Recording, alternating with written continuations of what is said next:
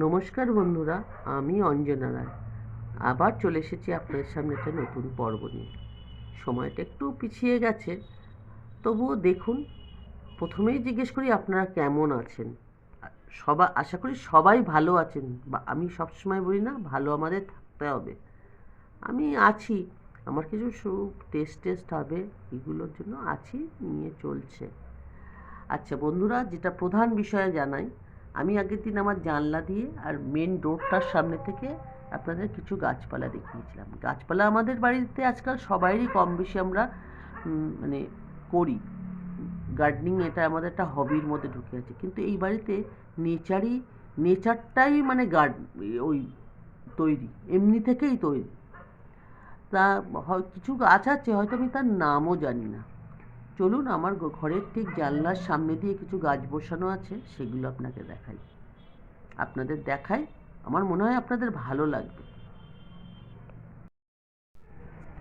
দেখুন কি সুন্দর লঙ্কা গাছ হয়েছে, দেখতে পাচ্ছেন? লাল লাল লঙ্কা।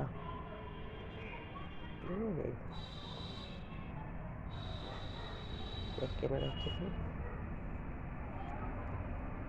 লঙ্কা ভর্তি হয়ে আছে গাছ।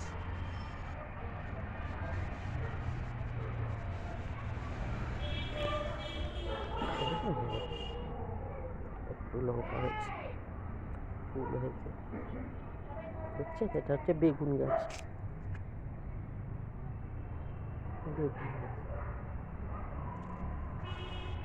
একটা ফুলের গাছ দেখাই আপনার। দেখুন, এটা হচ্ছে বেল ফুলের গাছ।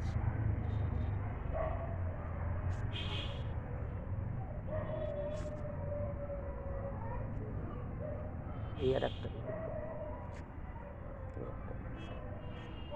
দেখুন, গাছের গোড়ায় কত লঙ্কা পড়ে আছে।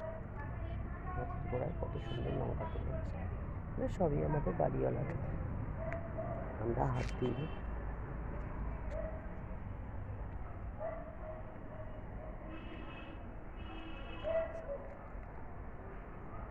গন্ধরাজ ফুলের গাছটা,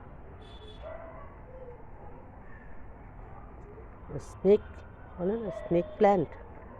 বাস্তুতে যা আমাদের এখন আজকাল ধরা হয় খুব ভালো। দেখুন কি বড় স্নেক প্ল্যান্টের গাছ রয়েছে। স্নেক প্ল্যান্ট ভর্তি হয়ে আছে। এটা পাহাড়ি কচু পাতা। পাহাড়ি কচু পাতা হয় না,